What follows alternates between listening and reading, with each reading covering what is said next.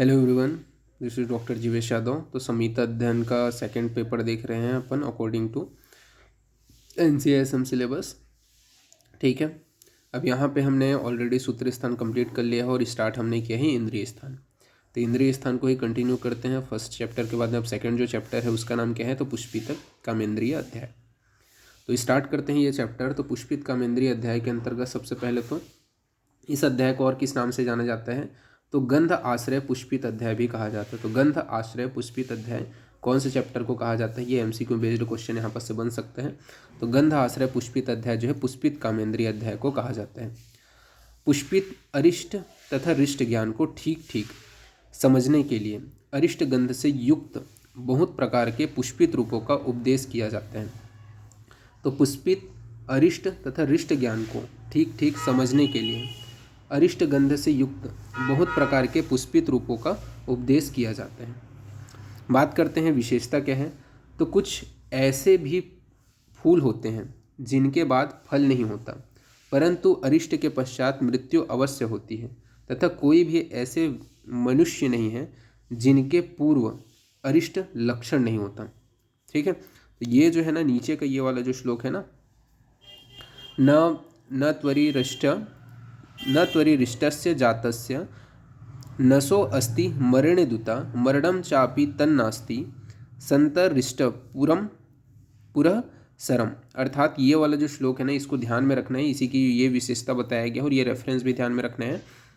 देखें, इसका मतलब क्या है कि आपने ऐसा भी देखा होगा, बहुत सारे ऐसे फूल होते हैं जिनके फल कभी नहीं निकलते। नॉर्मली फूल निकलता है तभी तो फल निकलता है ना, लेकिन बहुत सारे ऐसे फूल होते हैं जिनके फल नहीं निकलते। ठीक है, लेकिन कभी भी ऐसा नहीं होता है, अगर आपको अरिष्ट दिखाई दे रहा है तो मृत्यु निश्चित ही होगा। ठीक है, यानी कि किसी की अगर मृत्यु होने वाली है, ठीक है, मृत्यु अगर नहीं हुई, मतलब कोई भी अगर ऐसा मनुष्य नहीं है, अगर उसकी मृत्यु नहीं हो रही है तो उसके पूर्व आपको अरिष्ट नहीं दिखाई देगा। ऐसा हो ही नहीं सकता, मतलब मृत्यु होने के पहले अरिष्ट डेफिनेटली दिखाई देगा। ये यहाँ पे आपकी उपमा दी गई है। अरिष्ट जो है वो अरिष्ट दृश्य को अरिष्ट समझ लेना, उसे प्रज्ञापराजन्य कहा जाता है। मतलब अरिष्ट सदृश्य को अरिष्ट समझ लेना। कई ऐसे लक्षण होते हैं जो आपको अरिष्ट के समान दिखाई देंगे, पर वो अरिष्ट सूचक नहीं होते, ठीक है, या अरिष्ट लक्षण नहीं होते हैं। उसको क्या है, अरिष्ट समझ लेना। वो क्या कहलाता है, आपका प्रज्ञापराध कहलाता है। प्रकृति शुभ गंध, जो प्राकृतिक शुभ गंध कौन से जो अच्छे गंध हैं जो आपको अनुभव होते हैं, जैसे कि चंदन हो गया, कूट हो गया, तगर हो गया, अगर हो गया, मधु हो गया, ये सभी क्या है, प्राकृतिक शुभ गंध के अंतर्गत आते हैं। ठीक है, तो पूछा जा सकता है प्रज्ञापराधजन्य किसे बोलते हैं, तो जो अरिष्ट नहीं है उसको भी अरिष्ट समझ लेना, वो प्रज्ञापराधजन्य कहलाता है। प्राकृतिक शुभ गंध कौन से हैं, तो चंदन हो गया, कूट हो गया, तगर हो गया, ठीक है, अगर हो गया, मधु हो गया, इनका जो गंध होता है वो प्राकृतिक शुभ गंध के अंतर्गत आता है। जबकि अशुभ गंध के अंतर्गत मूत्र, मल तथा कुणप गंधी, तो मूत्र, मल और कुणप गंधी ये किसके अंतर्गत आता है, आपका अशुभ गंध के अंतर्गत आता है।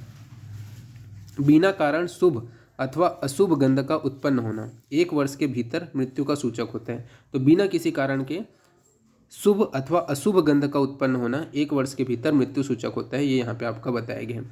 अथवा जिस पुरुष से दिन रात पुष्प गंध आए उस गंध युक्त पुरुष को पुष्पित कहते हैं।